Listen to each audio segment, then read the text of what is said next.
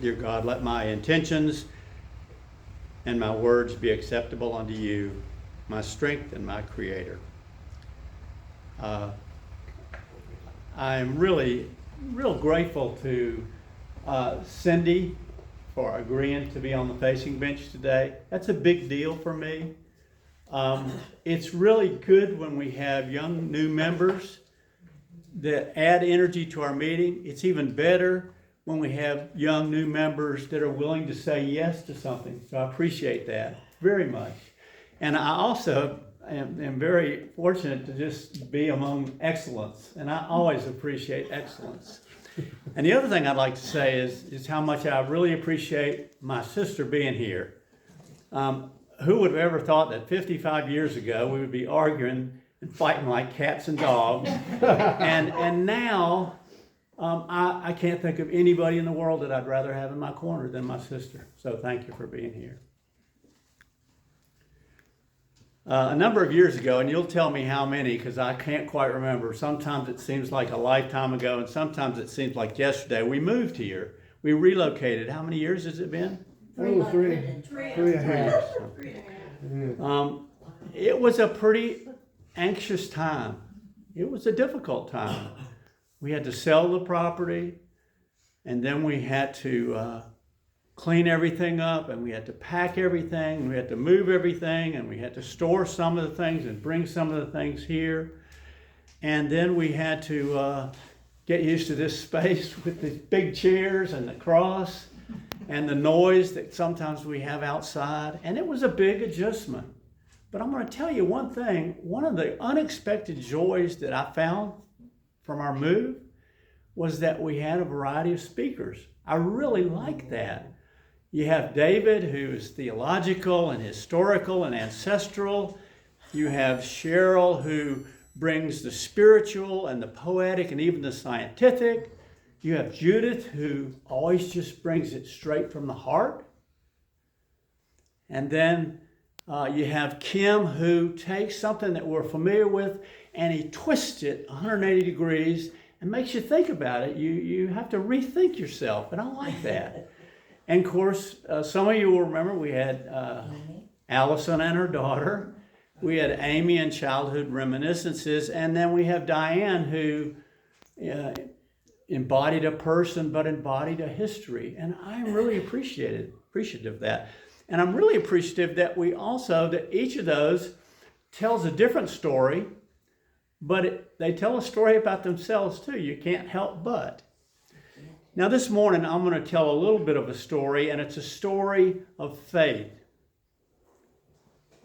Now one of the dangers of stories is that we as human beings will start to hear it and we immediately start thinking ahead. We'll go to the end, or we'll make up the end, we'll omit the things we want to omit, and that's the way stories work. And I'm reminded of a story that I heard of a young man who had met a woman at church, of course, and decided he would ask her out. And so he did. And so he was going to pick her up. And so summer was just ending, and it was just turning fall where the cool air was there. And so everybody had opened their windows. And as he climbed up the steps to her condo, he kind of gathered himself because he really wanted to make a good impression. And so she answered the door and she said, "Well, I'm almost through getting ready. Give me a minute. But in the meantime, you might want to play with Fluffy." and Fluffy is a dog. And what can I say about Fluffy? I know we have a lot of animal lovers, but Fluffy is like one of these kind of dogs. And the woman said, "Hey, Fluffy loves to play ball." And so she went back in the back room. And so first thing he does is gets the tennis ball, throws it, 2 bounces right out the window. Oh no! There goes Fluffy, right out the window. And from the back she says, "Isn't Fluffy just the most fun-loving, full-of-life dog that you ever met?" And he gulped a minute and he said, "Well, to tell you the truth, Fluffy seemed a little depressed to me. And so she comes back in the room and she sees his face is just crestfallen. And so she says, all right, Fluffy, come on back in. And Fluffy comes in off the little landing outside the window, drops the ball at her feet. But you can see how we zoom ahead in our stories. That's what we do. And one of the things about stories is faith is a story, but there's some pitfalls in the way we look at faith. And I'm going to give you 3. The first is that some think of faith as a thing or an event or a thing with rules and regulations. And I'm going to tell you, I think one of the most damaging things that church in general has done is take something, faith, that's beautiful and free, and the first thing they want to do is what? They want to box it and cage it. That's what they do. How many times have we heard somebody tell us the day and the date that they were saved? Most of us. And I totally believe in aha moments. I really do. But it almost implies that day, that's the end of it. And it's kind of like when you receive faith or baptism or any of those sacraments, that's the end of it. And to me, faith is just a whole lot bigger than that. Another thing is that we think sometimes is that faith somehow can be given from one to another, or it can be received. And as the song says, you can lead a horse to water, but faith is a different matter altogether. And as much as we'd like to, we can't really give it and we can't really receive it. It's something that just comes from us with God. And the third thing is that we do is that we make it a wardrobe where one size fits all. No. Again, once we define it, once we cage it, then we make a template of it. And this is the problem that churches are facing. Let's be sure about that. My guess is that instead of that wardrobe is that each individual, everyone in here has a totally different faith story. And that's a good thing. Now, while it is true that faith doesn't really have rules and regulations per se, we could agree that faith does have some distinctives. And let's take a biblical example. How about Jesus? Oh. We could do Jesus. Now, one of the distinctives of Jesus is that Jesus had discipline. And I'm going to do that first because I know it's the one that people hate the most. And so, but Jesus had discipline, and another way of saying that, a better way I think, is that Jesus learned quickly what was going to be important to him, and that's what he was going to do. Now, if we look at the story of Jesus in the wilderness, which I'm not sure that that's a mythological story or not, because let's face it, it was Jesus and John the Baptist, and this was a way to really show that Jesus had the props. But anyway, it's a good story about discipline in that here's Satan offering to turn stone to bread, to have angels saving a falling Jesus, and if he would just but bow, then he would have all the kingdoms. And Jesus was having none of it. He understood that for him, spiritual nurture was the most important. He didn't need saving because he knew God. And that he wasn't interested at all in the realms of the world. He was just interested in serving God. Now, a second distinctive is that Jesus had compassion for people. He really loved people. He really did. I mean, he picked fishermen to be his go-to people. And you can see, the thing I like about Jesus' stories, you can see his development too. Because at the beginning of his ministry, he was pretty hard. He would say, hey, they don't like you, kick the dust and leave. And he would be pretty hard with his disciples who had no knowledge of any kind of spirituality. He would say, oh, ye of little faith, don't be scared of this big old storm. And I think if I'd have been one of them, I'd have been pretty scared.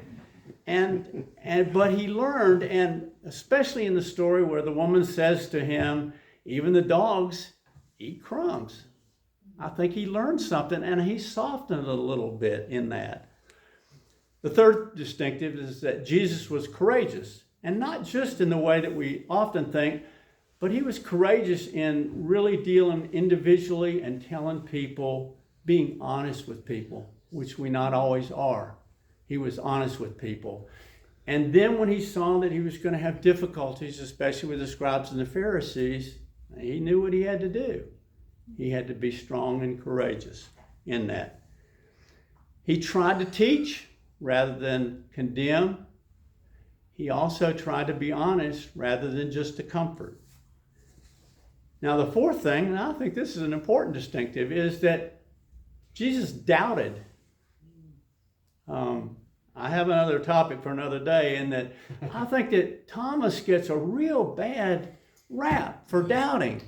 I applaud him for saying, hey, show me that wound. Show me the wound.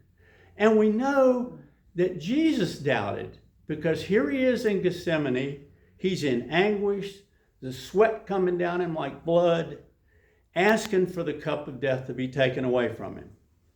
And then here's Jesus at his death saying, my God, why hast thou forsaken me? But in the end, Jesus was obedient. Now, he could have kowtowed to Satan. He could have soft-spoken to the masses and left them real comfortable. He knew the scribes and the Pharisees. He could have toned down his rhetoric just a little bit. He could have walked right out of that garden, and the world would be totally different. I just think of that a lot. Here he is at night, asking for the cup, and he could have just kept on walking. And they probably wouldn't have done anything to him. They just wanted him out of Jerusalem. But he didn't. And we can see how he changed and how his obedience changed. At the end, he did not try to fight the Sanhedrin. He said very little. He accepted what he knew that small voice inside had told him to do.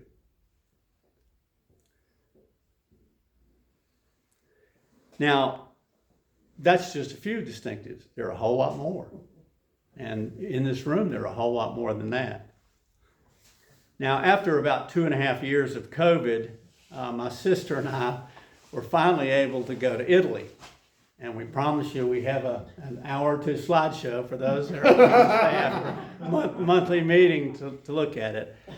But anyway, it was pretty exhausting, but really enjoyable. And there was the Rome and the Vatican. There was Pisa and the Tower. There was Florence and Michelangelo. There was Venice and the canals. And then there was Henry and Baby. Now, Henry and Baby were part of a gang of 5 Filipino women that are around our age, some a little older, some a little younger. They were about our age, and I immediately took notice of them because the first thing, they were real loud most of the time, especially the ringleaders, Henrietta and Baby. They were real loud. And then, and of course, you could hear everything that they were saying, and they were snapping pictures a mile a minute. And they would be talking about the royal family and pop culture and all of those kind of things. And they were bossy too. They were real bossy. And of course they had my eyes rolling, and I stayed away from them. I really did. That just really wasn't going to be my cup of tea. But Jane, who is a little less, in some ways, is a little less judgmental than I am, much to my chagrin, she took up with them. She did. She did, and so here I was, and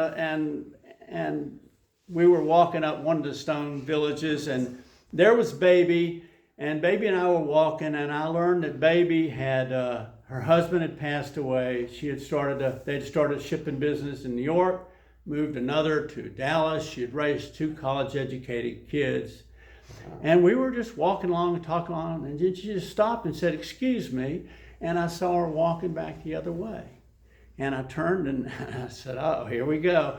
And there was one of the older ladies of the group that was struggling up the stone way, and she just stood there and slowly walked her up. And in that moment, I just thought, how kind a person is that? How wrong could I have been? And then later I talked to Henrietta. It turns out that she goes to she works with consults with a major hotel chain and goes to large cities where they construct these hotels. She's responsible for hiring the entire staff of people. And here's the fun fact. Before they open these hotels, I don't know how many rooms they have, hundreds. Every room has to be slept in by a staff person. I don't know why that is, but it is.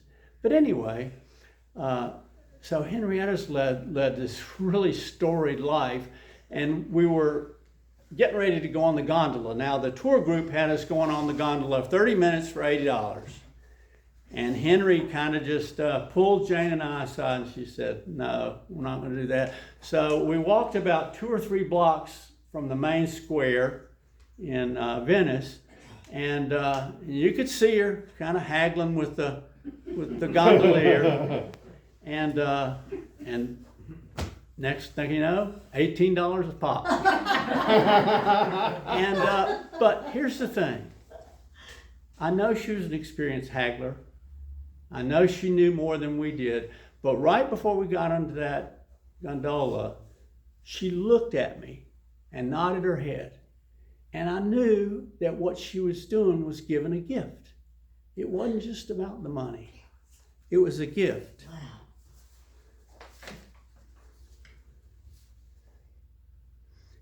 Faith is a story. It's our story. And while people can't teach us the story, or we can't teach faith, you sure can show it. And I think about this room, and I could spend almost the rest of the day talking about what I know, which isn't a whole lot, what I know about individuals' faith, and not how they said it, but how they showed it.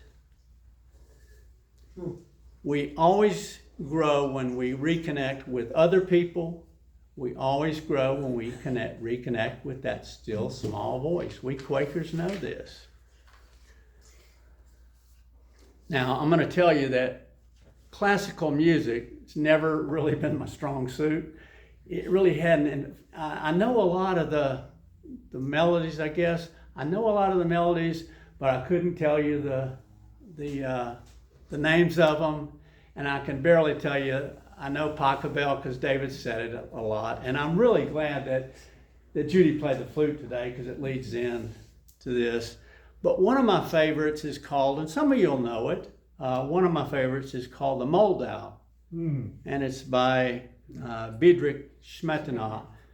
And the Moldau is a German word for the Vltava, which is a river in Czechoslovakia.